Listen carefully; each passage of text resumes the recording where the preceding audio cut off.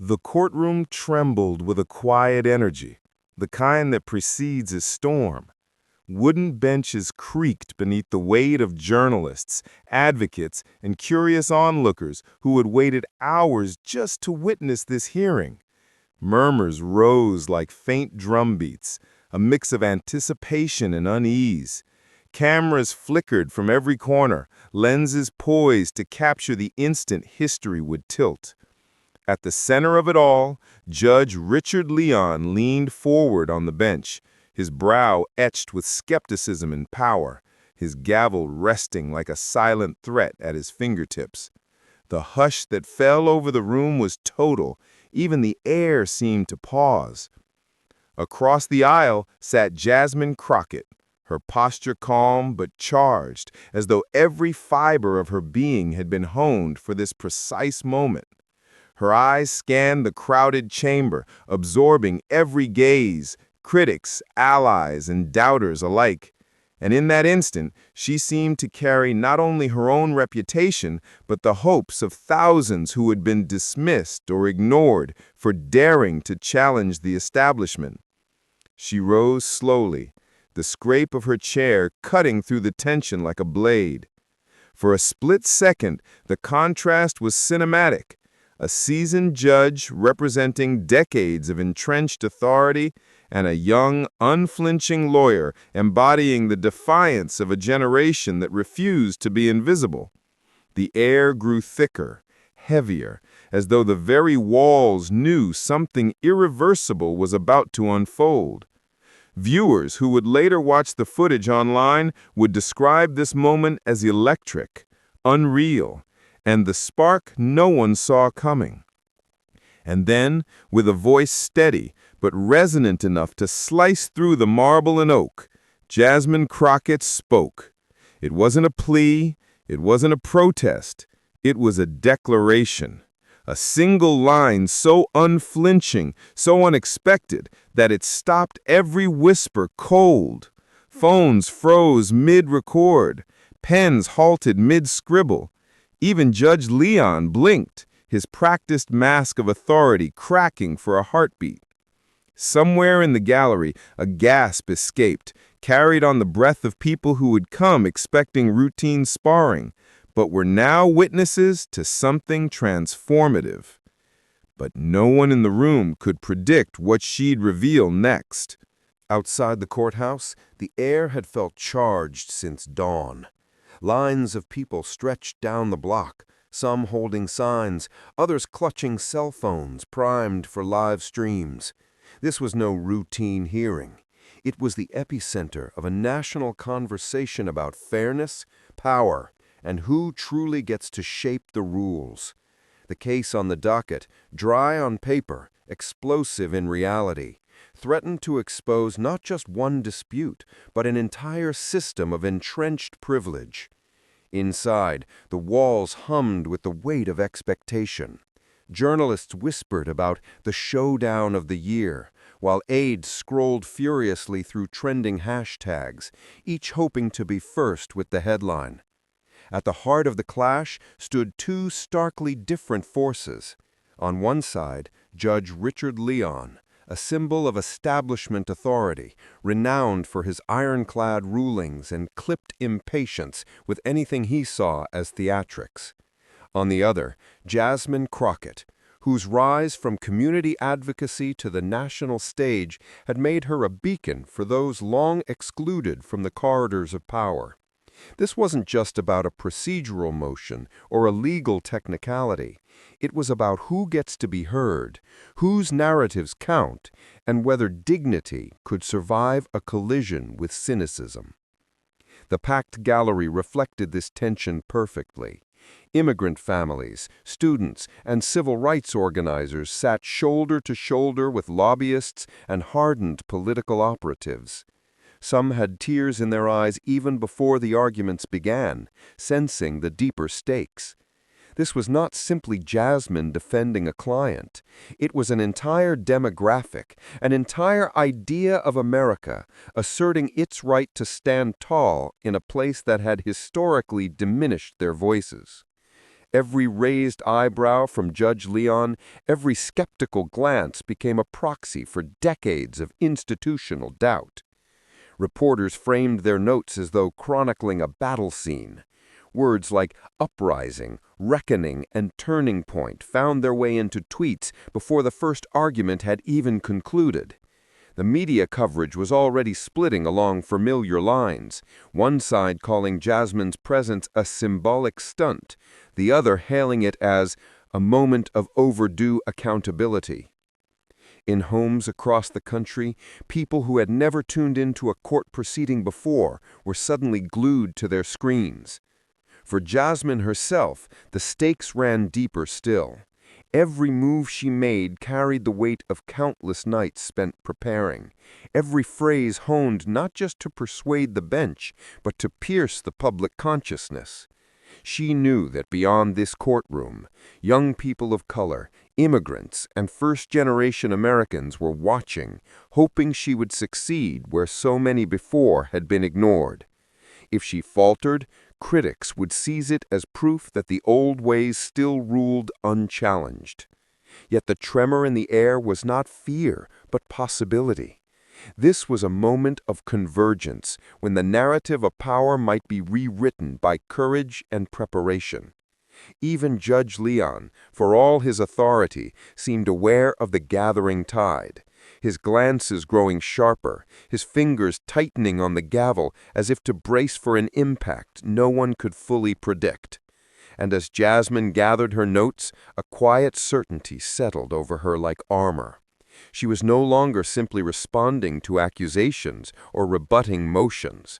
She was about to unveil a strategy that could shift public opinion, embarrass entrenched power, and electrify a national audience hungry for authenticity. The murmur swelled again, a living chorus of anticipation. Somewhere, a journalist whispered, "If she goes where I think she's going, this changes everything." Her next move would not just sway the courtroom, it would redefine the conversation across the country. Long before Jasmine Crockett's name began trending, before the viral clips and the televised hearings, she was a young girl in a working-class neighborhood where hope felt like a rumor, an opportunity, a distant promise. She grew up in a two-bedroom apartment above a corner grocery, the smell of spices and frying oil drifting up through the thin floorboards. Her parents worked double shifts, her mother in a hospital laundry, her father in a late-night shipping yard, and still came home to teach her and her siblings the power of discipline, education, and self-respect. At the kitchen table, under the yellow hum of a flickering bulb, Jasmine devoured library books, taught herself debate by imitating TV pundits, and scribbled her dreams in a spiral notebook she kept hidden in a drawer. In those early years, she absorbed, almost unconsciously, the stories of neighbors fighting eviction notices, wage theft, and language barriers that made them easy targets for exploitation. She saw how quickly dignity could be stripped away by a system designed to prize connections over character. Each injustice etched itself into her memory, not as a passing grievance, but as fuel for something bigger. When her classmates imagined being athletes or entertainers, Jasmine imagined a courtroom, a place where she could transform powerlessness into advocacy, where her voice might stand between vulnerable people and the machinery that threatened them. Her path was anything but smooth. Scholarships came piecemeal. She juggled part-time jobs, tutoring, filing, running errands for a local law office, while carrying a full course load. In law school, she was often the only woman of color in the room, scrutinized for her tone, her hair, her every argument. Professors admired her tenacity, but warned her to temper her passion. Instead, she sharpened it. She learned how to disarm a counterargument without raising her voice, how to disarm hostility with precise facts, how to leave a room thinking differently than when she entered. Her first cases after graduation were hardly glamorous. Landlord disputes, small wage claims, immigration paperwork so labyrinthine it seemed designed to break spirits. Yet she approached each with the gravity of a Supreme Court battle. Word spread quickly. Here was an attorney who returned calls, who explained rights in plain language, who treated every client with the dignity the system had denied them.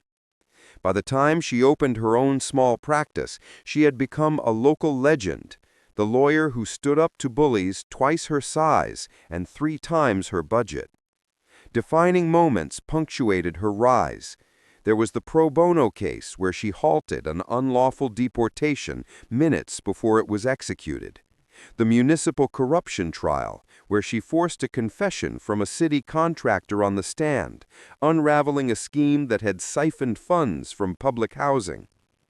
The televised town hall where, faced with a hostile panel, she calmly laid out a blueprint for reform that won her standing ovations. Each victory carried risk, but also strengthened her resolve. With each challenge, she grew more adept at balancing righteous indignation with strategic precision. Yet Jasmine never forgot the kitchen table where it all began. She still carried a dog-eared notebook in her bag, now filled with case notes and handwritten reminders of the values that guided her. In the margins, she scrawled mantras like dignity over cynicism, facts before fury, courage is preparation. This blend of personal grit and disciplined strategy became her signature style, one that baffled opponents expecting fiery outbursts and instead encountering surgical calm. Her courtroom demeanor, honed over years of being underestimated, was a study in contrasts. She could summon a commanding presence without theatrics, pacing her words like a conductor leading an orchestra. Her pauses were deliberate, her evidence airtight, her questions more like traps of logic than displays of ego. In an era when viral moments were warded spectacle, Jasmine's power lay in restraint, in the way she made silence work for her, how she could turn a skeptical eyebrow from a judge into an opening to strike with precision. This reputation preceded her to Washington, where power brokers learned her name not through backroom introductions, but through headlines praising her relentless advocacy. To the progressive grassroots, she was proof that someone from their neighborhoods could step into elite chambers without surrendering authenticity. To the establishment, she was a wild card, too poised to dismiss, too driven to ignore, and unwilling to play the deferential role assigned to newcomers. In private, she wrestled with the pressure of representing more than herself. She knew the risks of being framed as too aggressive or too soft, of being caricatured rather than understood. But those pressures became part of her armor. They taught her to anchor herself in preparation, to anticipate lines of attack before they appeared, to disarm without losing composure. By the time she accepted the high-profile case that would bring her face-to-face with Judge Richard Leon, she had already navigated storms that would have sunk less seasoned attorneys. To her supporters, she embodied a quiet revolution, not the loudest in the room, but the most unshakable, the one who could stare down a bench stacked against her and still deliver the line everyone would remember.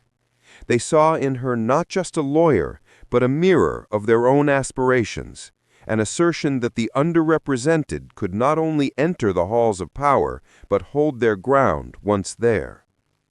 As she walked into the courthouse that morning, flanked by a few trusted aides and an ocean of expectant faces, she felt the familiar weight of history pressing on her shoulders. Yet beneath it, she also felt a deep steadiness, a conviction forged across decades of struggle and strategy. She was no stranger to skepticism. She had turned it into fuel her entire life. And that's why, on this day, she was ready for anything. Long before Jasmine Crockett's name began trending, Before the viral clips and the televised hearings, she was a young girl in a working-class neighborhood where hope felt like a rumor, an opportunity, a distant promise. She grew up in a two-bedroom apartment above a corner grocery, the smell of spices and frying oil drifting up through the thin floorboards. Her parents worked double shifts, her mother in a hospital laundry, her father in a late-night shipping yard, and still came home to teach her and her siblings the power of discipline, education, and self-respect. At the kitchen table, under the yellow hum of a flickering bulb, Jasmine devoured library books, taught herself debate by imitating TV pundits, and scribbled her dreams in a spiral notebook she kept hidden in a drawer. In those early years, she absorbed, almost unconsciously, the stories of neighbors fighting eviction notices, wage theft, and language barriers that made them easy targets for exploitation. She saw how quickly dignity could be stripped away by a system designed to prize connections over character. Each injustice etched itself into her memory, not as a passing grievance, but as fuel for something bigger. When her classmates imagined being athletes or entertainers, Jasmine imagined a courtroom, a place where she could transform powerlessness into advocacy, where her voice might stand between vulnerable people and the machinery that threatened them. Her path was anything but smooth. Scholarships came piecemeal. She juggled part-time jobs, tutoring, filing, running errands for a local law office while carrying a full course load. In law school, she was often the only woman of color in the room, scrutinized for her tone, her hair, her every argument. Professors admired her tenacity but warned her to temper her passion. Instead, she sharpened it. She learned how to disarm a counterargument without raising her voice, how to disarm hostility with precise facts, how to leave a room thinking differently than when she entered. Her first cases after graduation were hardly glamorous. Landlord disputes, small wage claims, immigration paperwork so labyrinthine it seemed designed to break spirits. Yet she approached each with the gravity of a Supreme Court battle. Word spread quickly. Here was an attorney who returned calls, who explained rights in plain language, who treated every client with the dignity the system had denied them. By the time she opened her own small practice, she had become a local legend, the lawyer who stood up to bullies twice her size and 3 times her budget. Defining moments punctuated her rise. There was the pro bono case where she halted an unlawful deportation minutes before it was executed. The municipal corruption trial, where she forced a confession from a city contractor on the stand, unraveling a scheme that had siphoned funds from public housing. The televised town hall where, faced with a hostile panel, she calmly laid out a blueprint for reform that won her standing ovations. Each victory carried risk, but also strengthened her resolve. With each challenge, she grew more adept at balancing righteous indignation with strategic precision. Yet Jasmine never forgot the kitchen table where it all began. She still carried a dog-eared notebook in her bag, now filled with case notes and handwritten reminders of the values that guided her. In the margins, she scrawled mantras like dignity over cynicism, facts before fury, courage is preparation. This blend of personal grit and disciplined strategy became her signature style, one that baffled opponents expecting fiery outbursts and instead encountering surgical calm. Her courtroom demeanor, honed over years of being underestimated, was a study in contrasts. She could summon a commanding presence without theatrics, pacing her words like a conductor leading an orchestra. Her pauses were deliberate, her evidence airtight, her questions more like traps of logic than displays of ego. In an era when viral moments were warded spectacle, Jasmine's power lay in restraint, in the way she made silence work for her, how she could turn a skeptical eyebrow from a judge into an opening to strike with precision. This reputation preceded her to Washington, where power brokers learned her name not through backroom introductions, but through headlines praising her relentless advocacy. To the progressive grassroots, she was proof that someone from their neighborhoods could step into elite chambers without surrendering authenticity. To the establishment, she was a wild card, too poised to dismiss, too driven to ignore, and unwilling to play the deferential role assigned to newcomers. In private, she wrestled with the pressure of representing more than herself. She knew the risks of being framed as too aggressive or too soft, of being caricatured rather than understood. But those pressures became part of her armor. They taught her to anchor herself in preparation, to anticipate lines of attack before they appeared, to disarm without losing composure. By the time she accepted the high-profile case that would bring her face-to-face with Judge Richard Leon, she had already navigated storms that would have sunk less seasoned attorneys. To her supporters, she embodied a quiet revolution, not the loudest in the room, but the most unshakable, the one who could stare down a bench stacked against her and still deliver the line everyone would remember. They saw in her not just a lawyer, but a mirror of their own aspirations, an assertion that the underrepresented could not only enter the halls of power, but hold their ground once there. As she walked into the courthouse that morning, flanked by a few trusted aides and an ocean of expectant faces, she felt the familiar weight of history pressing on her shoulders. Yet beneath it, she also felt a deep steadiness, a conviction forged across decades of struggle and strategy. She was no stranger to skepticism. She had turned it into fuel her entire life. And that's why, on this day, she was ready for anything. The courtroom had shed its earlier hush and now vibrated with an electric current, a low thrumming born of sharpened words and unblinking stares. Judge Leon's voice, once a measured baritone, had grown tighter and quicker, as though each question were a blade flicked toward Jasmine Crockett. His gavel sat idle but ominous, like a coiled serpent waiting to strike. Every time he leaned forward, his robe rippling slightly, the gallery stiffened. They'd seen this performance before, the withering line of questioning meant to corner, rattle, and diminish. Jasmine, by contrast, sat with her shoulders squared and her hands folded loosely atop the table, a portrait of composed readiness. She tracked each question with her eyes, pen hovering but still, as if each word were being etched directly into her memory. When she rose to respond, she moved without hurry, her steps deliberate, her expression a calm mask that gave away nothing of the adrenaline thrumming beneath her skin. Leon pressed harder. "Counselor, are you asserting this court should ignore precedent?"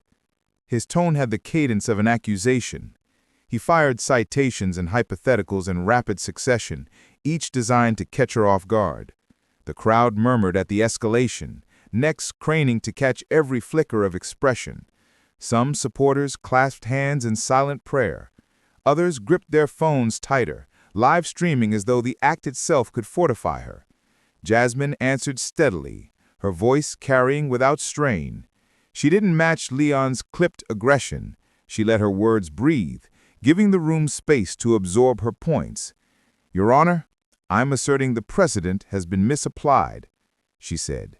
And the way she modulated her tone turned what could have been a defensive statement into a poised counterstroke. Each time he tried to interrupt, she paused, let the silence accumulate like water behind a dam, and then resumed with even more clarity. From the gallery came an audible gasp when Leon leaned so far forward it seemed he might rise from the bench. "So you're rewriting the law here?" he demanded, his finger tapping the edge of his notes. His robe shifted, his expression sharpening into something between disbelief and challenge.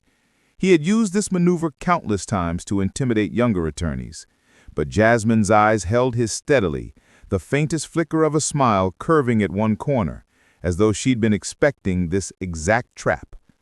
The sparring took on a rhythm: thrust, parry, pause, and the spectators felt themselves caught in its gravitational pull. Each exchange seemed to tighten the air in the room, and even those predisposed against her began to sense a shift. Tweets began popping up in real time. "She's holding her own. Leon can't shake her. This is history." The din of typing thumbs rose softly like rain on a rooftop. But Leon wasn't finished. He began invoking cases decades old, twisting passages of law into pointed questions. He demanded yes or no answers, tried to box her into corners with rapid-fire phrasing. He spoke louder now, the clipped syllables cracking across the chamber like tiny thunderclaps. Some in the back rows whispered that he was pushing too far, that his frustration was visible. Jasmine stood her ground. Her hands clasped behind her back, she tilted her head slightly each time he pressed, listening as though weighing the question against a far deeper reservoir of knowledge. Her replies became shorter, more precise, each one landing like a carefully aimed dart. Her calmness now seemed less like restraint and more like mastery, a quiet inversion of power that the crowd could feel even if they couldn't name it yet. The tension reached a pitch. Leon's gavel struck once, sharp enough to echo, a sound meant to reclaim control, but which instead underscored how precarious his control had become. Phones lifted higher. A reporter whispered into her recorder, "This is the moment." Jasmine's supporters exchanged glances that said, without words, "She's winning." And then Leon launched one final question, harsher than the rest, a compound of insinuation and legal peril that hung in the air like a thrown spear. The entire gallery inhaled and held its breath, waiting to see whether the blade would land. Jasmine's pen stopped moving. She straightened, eyes fixed on the judge, and the pause stretched so long it became its own drama. Her supporters sensed it. Her critics sensed it. Even Leon sensed the shift in the room as anticipation turned to awe. Then came the moment everyone would replay online. For a heartbeat after Judge Leon's final question, the entire courtroom became a vacuum. The sound of air conditioning faded, the shuffle of papers stopped, and even the camera shutters paused mid-click. It was as though the building itself held its breath, waiting to see whether Jasmine Crockett would retreat or rise. She rose, not abruptly, but with a deliberate grace that drew every eye. She gathered her notes into a neat stack, then set them aside, a small gesture that said she no longer needed the armor of paper.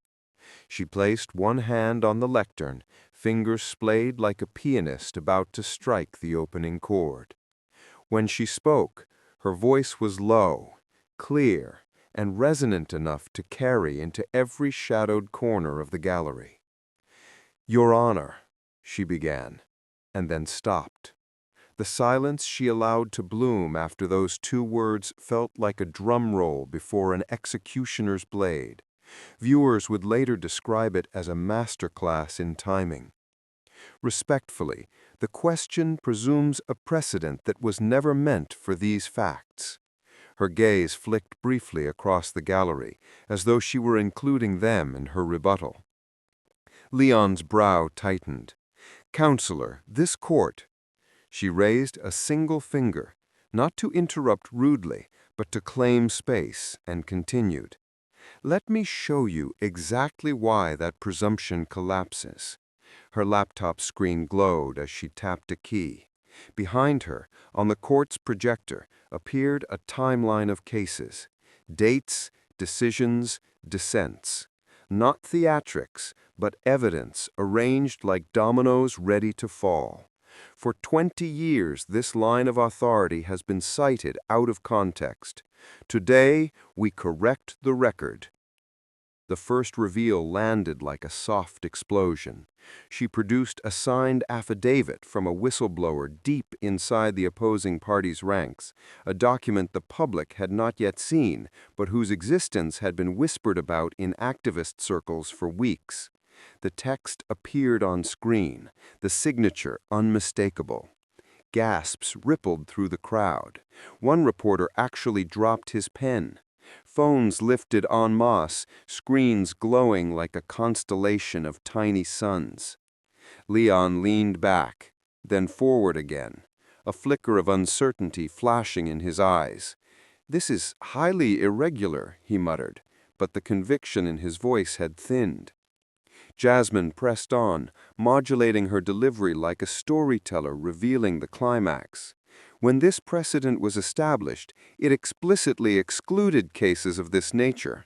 Yet my colleague here, she gestured toward the opposing table, has built an entire argument as if that exclusion never existed.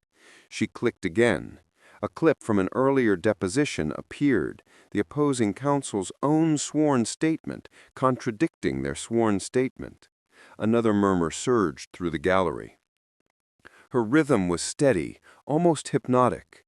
Assert, pause, reveal, let the room react. Each pause felt intentional, allowing the meaning to settle before she drove the next nail. In the back row, a young law student whispered, "She's dismantling the whole thing, brick by brick." Leon tried to regain control. "This court will decide what's admissible." "And you will, Your Honor, but you deserve the full truth before you decide." Her eyes met his, unwavering. For the first time in his career, he looked like a man aware of the cameras, aware that the ground beneath him was shifting. He cleared his throat, but no words emerged. Jasmine allowed the silence to stretch one beat longer. Then she turned, slowly, to the gallery, not theatrically, but as if acknowledging that they were co-witnesses to a turning point. Her eyes swept over students, families, activists, even the skeptics who had doubted her. Each of them felt in that instant that they were being seen, that their struggles and stories had a place in this courtroom. She pivoted back to Leon, her tone softening but gaining gravity. "This is not about embarrassing anyone. It's about restoring faith in a system that belongs to all of us." The line landed like a benediction, echoing off the marble walls. The opposing counsel shuffled their papers, their earlier bravado draining into visible anxiety. Aides whispered furiously behind them. Reporters typed with frenzied urgency, aware they were capturing the moment destined to lead every evening broadcast. Even the court officers along the walls stood straighter, sensing history. And yet Jasmine wasn't done. She closed her laptop, signaling the end of her presentation, but she left her words hanging like a challenge in the air. "Your Honor, I welcome your questions." Her posture invited scrutiny, but radiated unshakable confidence. Leon opened his mouth, closed it, then glanced down at his notes. The posture of authority had cracked. He cleared his throat again, but instead of a retort, a faint sigh escaped. The gallery, attuned to every nuance, recognized the shift. The judge who had pressed so hard was now recalibrating in real time, aware he had underestimated the attorney before him. On Twitter, a meme was already circulating.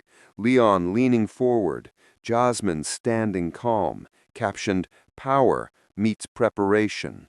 Another clip, spliced with dramatic music, clocked millions of views before the recess even began. The ripple effect was no longer a possibility. It was unfolding live, each share amplifying the spectacle. Still, Jasmine refused to indulge in victory. She simply returned to her seat, gathered her notes with quiet efficiency, and took a sip of water. Her restraint, even in triumph, underscored the point she'd been making all along. This was about principle, not performance. The crowd exhaled collectively, some clapping hands over mouths to stifle cheers. A few eyes glistened with tears, not just from the thrill of a legal takedown, but from the sense of dignity restored, however briefly, in a system that often denied it. And as the judge finally called for a brief recess, his gavel striking with less certainty than before, the room buzzed with the knowledge that they had witnessed more than a legal argument. They had witnessed a seismic moment in the culture, a shift from fear to resolution, from invisibility to power. The journalists streamed out first, phones pressed to ears, already scripting the headlines that would ignite the evening news cycle. Outside, crowds chanted Jasmine's name. Inside, a law clerk muttered under his breath, "This is going to be everywhere." What none of them yet realized was that this was only the beginning. The ripple effects were about to erupt online, multiplying in ways even Jasmine hadn't foreseen, transforming not just the case, but the conversation about who truly commands the courtroom and whose stories America would believe next. By the time the court recessed, the tremors of Jasmine Crockett's takedown had already burst through the marble walls and spilled into the digital world. Outside the courthouse, phones held high caught every angle of her mic drop moment, and the clips began their migration across timelines like sparks igniting dry grass. Within minutes, hashtags pulsed at the top of trending lists. Hashtag Crockett Defense, hashtag Truth in Court, and hashtag Leon Frozen. Memes appeared almost instantly. Judge Leon's stunned expression superimposed with captions like, "When preparation meets power," or "This is what accountability looks like." Cable networks cut into programming to replay the exchange. On one side of the screen ran the footage of Leon's final question. On the other, Jasmine's calm rebuttal, slowed to half speed for emphasis. Anchors described it as an extraordinary reversal of courtroom power, a once-in-a-generation legal moment, a lesson in courage and clarity. Within an hour, segments titled "The Crockett Effect" appeared on progressive podcasts and YouTube channels, dissecting her composure, her timing, her evidence trail like a military strategist's playbook. Public figures weighed in. A best-selling novelist tweeted, "Watching Jasmine Crockett today gave me goosebumps. This is how you confront power." A famous pop star posted a clip to her 30 million followers, writing, "This woman just schooled the system. Icon." Elected officials on the left called it a masterclass in truth-telling, while even some moderates admitted she exposed real weaknesses in a long-standing precedent. Overnight, her follower count doubled. Donations to grassroots organizations she had once represented spiked. Small dollar contributions pouring in with messages like, "For everyone she just stood up for," and "Justice with dignity." International attention soon followed. A London newspaper called her speech a quiet American revolution. In Berlin, a late-night talk show played the clip to an audience of young voters chanting her name. Advocacy groups in Latin America and Africa reposted it as an example of how to challenge institutional bias with composure. It became a case study on law school forums in Canada and India, with students asking how to emulate her methodical strike. Commentators across the spectrum recognized that something beyond a single courtroom win had occurred. This wasn't merely legal, one cable analyst said, it was cultural theater, and Crockett won the narrative. Conservative pundits scrambled to reframe the moment, calling it overblown, but their clips were drowned out by the flood of reaction videos praising her performance. Hashtags began sprouting in multiple languages. One user wrote simply, "I don't even understand US law, but this gave me chills." Inside the courthouse hallways, staffers scrolled their phones in disbelief as the live metrics exploded. Outside on the courthouse steps, young people who'd never attended a hearing before embraced each other, their faces lit by screens replaying the moment. Local news cameras captured spontaneous chants of her name. In neighborhoods far from Washington, watch parties sprang up in community centers, where people saw in her not just a lawyer, but a reflection of their own struggles to be heard. Policy ripple effects started almost immediately. A senator announced plans to review the precedent Jasmine had dismantled, citing a compelling case for reform. A National Bar Association tweeted that it would examine systemic misuse of precedent in light of the day's revelations. Even corporate legal teams circulated internal memos acknowledging the shift in public expectation for transparency. For the first time in years, a single courtroom exchange had nudged the conversation about equity and accountability out of academic papers and into mainstream coffee shop talk. Meanwhile, commentators debated the psychological toll on Judge Leon. Some speculated on how his legacy would be remembered after this viral moment. Others predicted he would adapt and try to reclaim authority in future hearings. But the prevailing narrative had already escaped his grasp. Jasmine as David, Leon as Goliath, and the slingshot moment immortalized in pixels. Yet, amid the praise and memes, a deeper resonance began to emerge. People were not just cheering a courtroom win, they were sharing stories of their own battles with bureaucracy, bias, and dismissal. In comment threads and call-in shows, immigrants and first-generation Americans spoke of feeling seen, of finally watching someone stand unflinching where so many had been made small. The moment had transcended spectacle to become a vessel for collective memory. Still, Jasmine herself remained composed. When asked for comment on the courthouse steps, she gave a brief, measured statement about upholding the integrity of the system and thanked her team. Her refusal to revel in the spotlight only deepened the sense that this was not about self-promotion, but about principles larger than one person. And as night fell, with clips still multiplying and think pieces already scheduled for dawn publication, a question began to loom in the public imagination. If one person could shift the balance so dramatically with preparation and courage, what else might be possible? In living rooms and newsrooms alike, the air was thick with speculation about what Jasmine's next move would be and what it might mean for the future of justice itself. The world had watched the showdown. Now it was watching the aftermath, hungry for a moral to match the spectacle. That moral reflection was coming, and when it did, it would reveal the deeper lesson behind the day Jasmine Crockett froze the courtroom and shook the country. When the headlines cooled and the memes settled into their permanent corners of the internet, what lingered wasn't just the image of a poised attorney dismantling an opponent. It was the sense of a tide turning, a shared realization that dignity, when anchored in preparation and courage, can eclipse even the largest shadow of power. The clash between Jasmine Crockett and Judge Leon had begun as a procedural hearing, but it had ended as a parable, one retold across kitchen tables, classrooms, and feeds around the world. In interviews days later, Jasmine herself refused to call it a victory. She described it as an affirmation.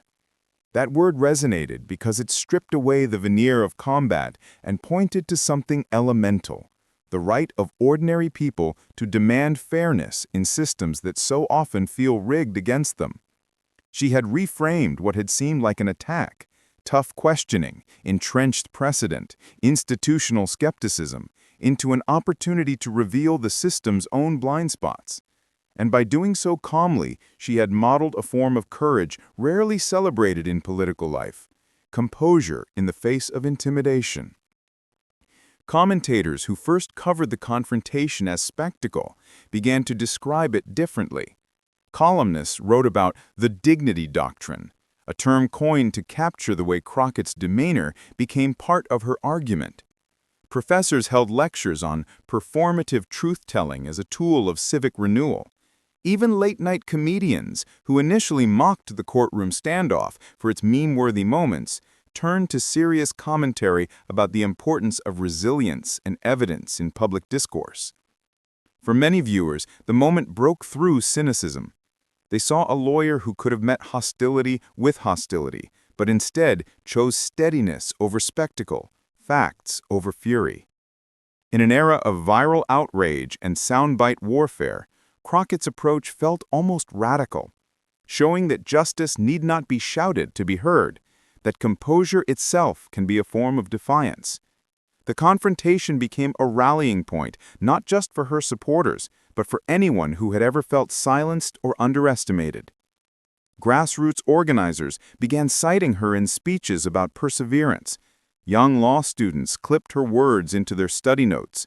Community leaders invoked her stands as a template for confronting city councils, school boards, and corporate boards alike.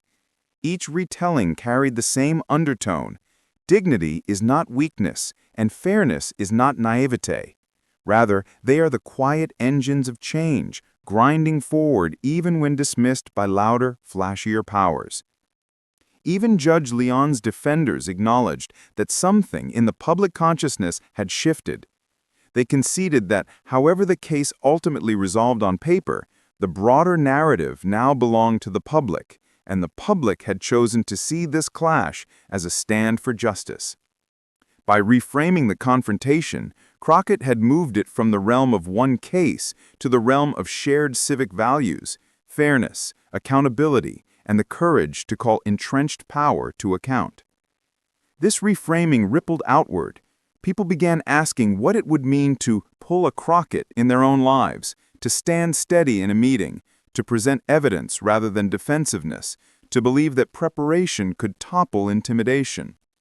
Hashtags morphed into mantras and memes into messages of empowerment.